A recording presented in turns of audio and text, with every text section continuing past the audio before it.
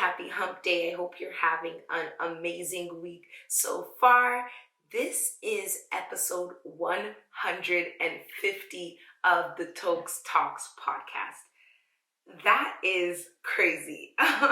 When I think about 150 weeks and what that represents, and when I humble myself by going back to episode 1 and listening to the quality, the content, the lack of confidence, and all of that other stuff, it's just so mind-blowing and surreal that I stuck it out for 150 weeks to get to this celebration.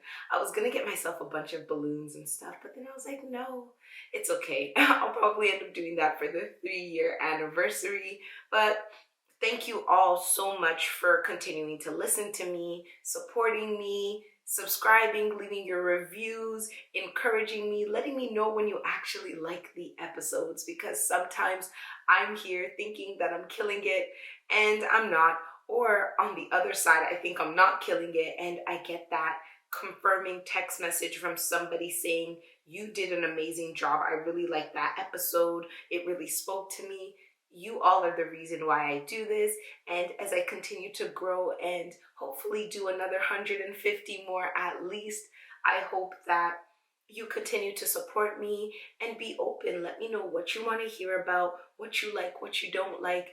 Part of the reason why I've added in this Ask Toks segment is because of that. I want to hear from you. I want to get personal with you. I want to know what you want from me and try my best to not only give you my perspective, but to also hear more of your perspective and bring that into this discussion and conversation. So thank you for hanging out with me for 150 weeks and listening to what I have to say. You know, who would have thought? Well, I wouldn't have thought. When I think back to growing up, and I was always called a chatterbox, and I was always told, you talk too much, you don't focus. I remember in grade 1, my teacher called me a chatterbox, and I was traumatized. It was so sad, but here we are, chatting our way to the top.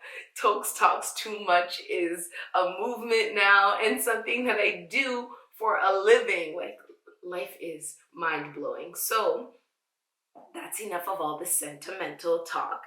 The rest of this episode, I'm going to be answering 2 listener questions about release. So you can send me questions to its.tokstalks@gmail.com.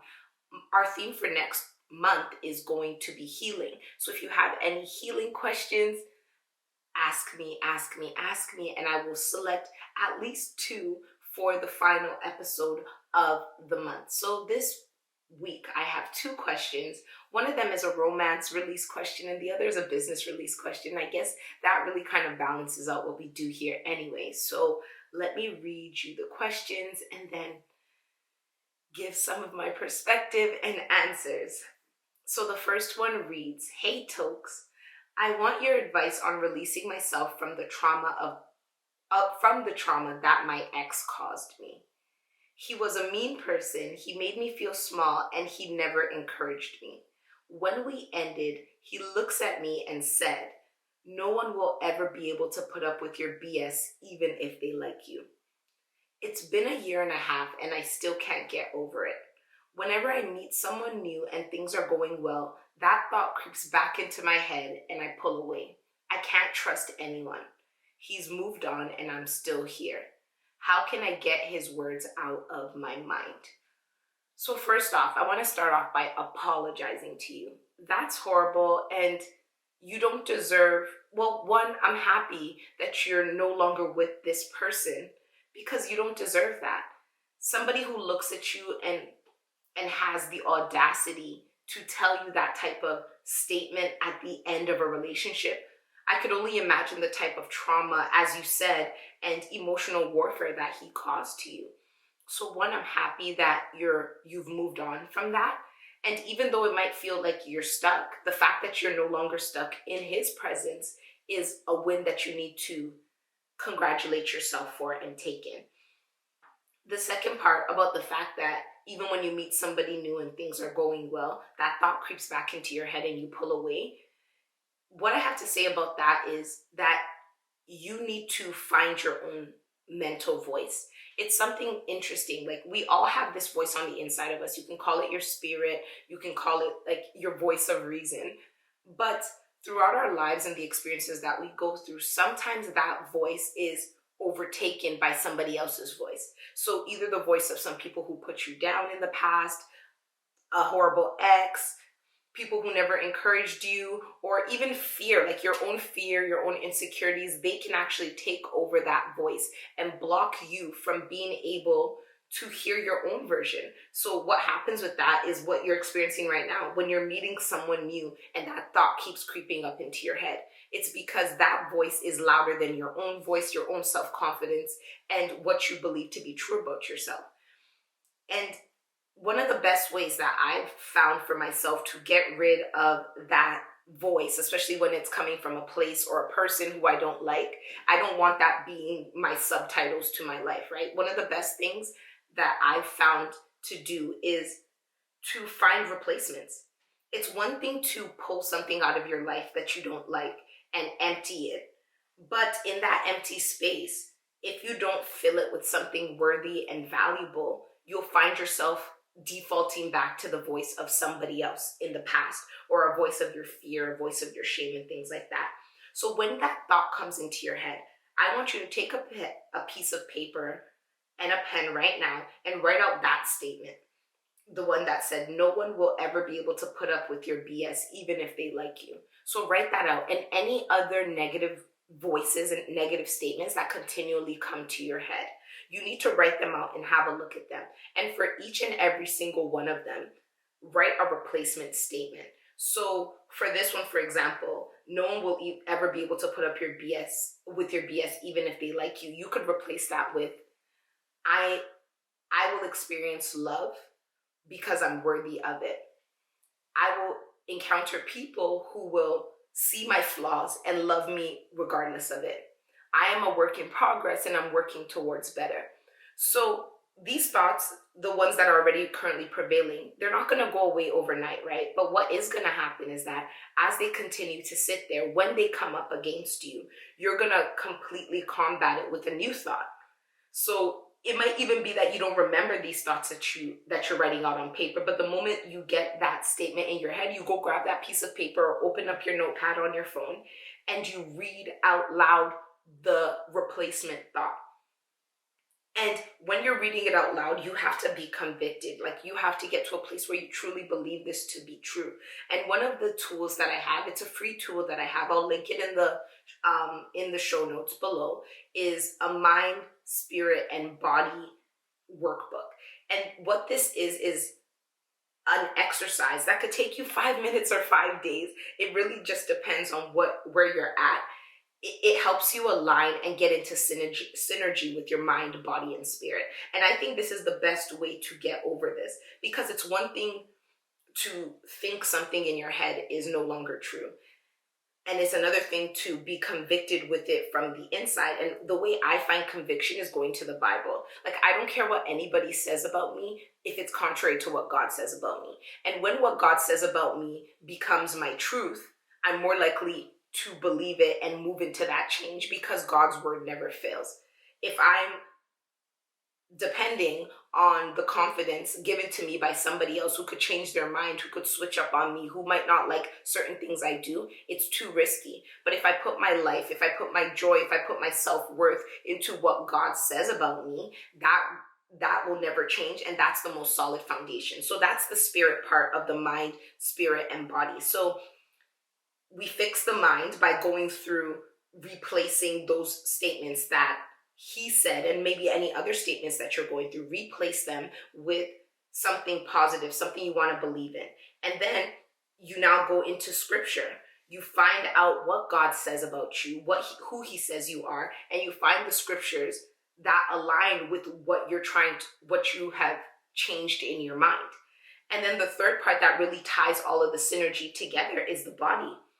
And it's hard to go on dates. Like you said, right? When you meet somebody new and things are going well, these thoughts creep back up into your head. It's because your mind and your spirit aren't in alignment with what your body's trying to do, which is the dating and putting yourself out there.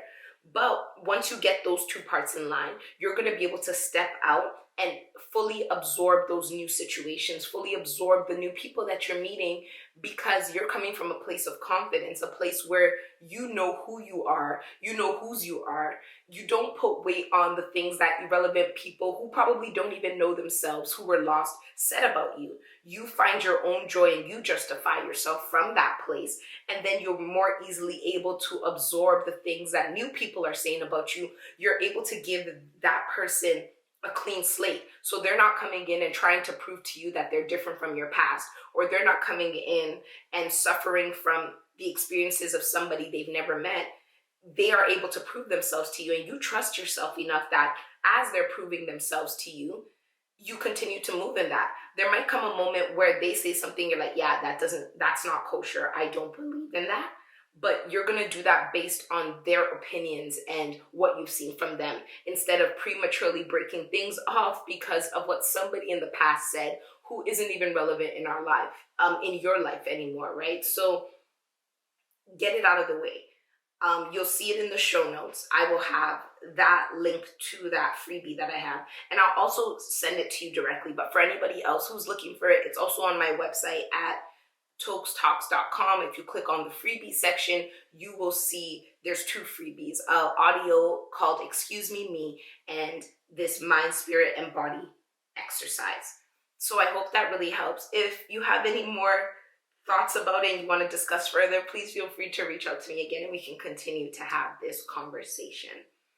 So the second question, hey Tokes, so I quit my job to become an entrepreneur 5 years ago. I had this big company idea and a product that once I launched it, I thought it would be huge. I did all the marketing, built anticipation, but the launch failed. I panicked and went back to my 9 to 5, but now I'm feeling like I should go off on my own again. Every time I start making the plan to quit, I remember the last time that I did and how it was such an epic fail. I can't stop imagining that this time will be just like the last time. I need to get over this. Again, thank you so much for sending in this question. And it's tough. Failure really sucks. Like, failure sucks. But what I want you to do is look at that past situation and audit it. There's something about it that has not let you get over it. And I think the best way to do that is to face it. What did you experience during that time? If you look back now, 5 years later at that launch, with the new knowledge you've gained from either just reading about other people or your current 9 to 5 maturity and growth, what exactly do you think it was that was the disconnect of that last situation, of that last launch that you did during your first stint at entrepreneurship? Find the root of it. Because when we say something was a failure, sometimes we get to this place where we're so discouraged by the fact that something failed that we don't stop to audit which part of it failed. Maybe the whole thing isn't a failure. Maybe it was that you missed one critical part in the execution, and based on that lack of that one part, it caused everything else that you had created that was correct, that would have succeeded, to crumble. So it's not a complete failure. So I need you to go back and audit what exactly happened. And I have a root work strategy. This is what I use to audit and set goals. So I'll just do a quick breakdown of what it is for you. And I'll also, I'll send it to you. I'll send you the root work strategy so that you can see how to fit into it and how to audit yourself. But a breakdown of the root work strategy is that there's 4 parts. 3 of them are root work and 1 is your fruit. So your fruit is above ground, and your fruit is the goal you have, what you want to do, what you want to accomplish, right? So for your launch, you wanted it to be a successful launch. So that was your fruit. But the thing about fruit is that it's the quality of the roots that go into place to create your fruit that actually determine the success of your fruit. So I want you to have that goal, write it out as your fruit, and then go into the root work. The first part of the root work is the depth. The depth is your personal conviction. So did you truly believe that it could be successful? What were the tools that you personally needed to make it successful? And what did you do for each of those tools? As you're going through it, you might find that you thought it was going to be successful, but there was a certain key part that was missing. And this is where the audit comes in, right? So you do your depth, everything that you needed to do to justify or to enable it to be successful. So once you're done going through your depth, then you go into the breadth. And that's all the external factors that were necessary for the success of the launch that you had 5 years ago. So you said you did marketing, you said you built anticipation. What other things were needed? Did you need financial support? Did you receive financial support? Was there more studying you had to do? Did you focus on social media marketing, whereas your target audience may have not been in social media spaces, but they might have been in like businesses? So maybe you should have went to LinkedIn or whatever it is, right? So write out all the external factors outside of yourself that you did towards the launch of your product that you did 5 years ago. After that, I want you to now write a new column called the nutrients, or like flip a new page, because I don't know how long this is going to take you and how much resources you're going to need. But nutrients are the last part. You said it failed, right? You said that you launched it and you built up anticipation, but the launch failed. What happened after the failure, right? It's one thing to have your fruit. It's one thing to know the depth. It's one thing to know the breadth, but what are the nutrients? How did you determine that it failed? And when it wasn't successful based on whatever metric you had, what did you do after? Was the failure in an information gap? Did you fill that gap, or did you just quit, right? I find that a lot of times it's in the nutrients that we often notice where our failures are, because we get so caught up in doing things a specific way that when it doesn't happen like that, the discouragement gets so overwhelming that we just stop. Instead of saying, okay, it didn't happen how I initially expected, but what part of it was missing? And how could I have come back and rechecked and potentially changed and succeeded? So I want you to do this whole root work strategy, right? Start with your fruit, go to the depth, the breadth, and the nutrients. And from there, I want you to now find the missing link. When you look at your goal from this type of perspective, you'll see that a lot more of it succeeded than failed. Although maybe the fruit, the final result wasn't exactly what you wanted, but a lot more of it probably did succeed than fail. And when you look at that and you put it in place, you'll feel a little bit more confident moving forward. The new situation, the new entrepreneurial endeavor that you're going to take, I'm not going to sit here and guarantee you that it's going to succeed, but what I can guarantee you is that if you do the work over time, you will start to grow in ways where eventually one of the things you do will succeed. But if you paralyze yourself with fear to the point where you no longer start because of something from the past, you are completely blocking your opportunity to get to better. I'm not saying it's not going to be scary. I say it all the time that a lot of the things I do while my legs are shaking. Why? Because the fear of repeating the past is less scary to me than the fear of doing nothing at all. So this is where you gotta realign. You should also do the mind, spirit, and body to get yourself out of that place, right? What are your fears? What are you thinking? What do you want to replace that with? How do you align that with spirit so that you're truly convicted, not just from your mind, but rooted in something bigger than yourself? And then now, what do you need to do with your body? What moves do you need to make to prove this alignment that you have just come into? So you need to first look back and face that fear, as I said, audit it for what it was, and then from there, build up the confidence and find the value and the purpose that makes it worthy for you to continue to step out and take this risk again. You have something bigger than you. This fear that you have to not do this, while coupled with the push that you have of why you need to do this, just goes to show that there is something in this for not just you, but for somebody else. And when your life is bigger than your own, you are taking a selfish move if you don't step into the things you're supposed to do. Because somebody's life is waiting for that thing you're supposed to do. And if you don't do it, not only are you hindering yourself, but the lives that are attached to you, the people who you're supposed to be the catalyst that moves them to the next level, will not get to that level because you're here playing small and you're scared. So you need to face that fear. It's going to be uncomfortable. It's going to be scary. But at the end, I promise you, it's going to be worth it. So yeah. Those are the 2 questions for this week. Please send me your questions. I want to have these conversations with you. I have all of this wealth of knowledge and experience from my personal self and the study and just doing this podcast stuff for 150 episodes. And I want to be able to not just make these episodes that I think will be useful, but truly get into what you want me to do for you. And the only way I can do that is if you send me these questions. So next month is all about healing. I'm going to give 5 phases of healing that I went through that I think are sometimes not even talked about. So if you have any healing questions, send them my way, and I will try my best to select you and answer your questions at the end of March. Thank you so much for listening to me for 150 episodes. Please continue to like, continue to share. Please leave reviews.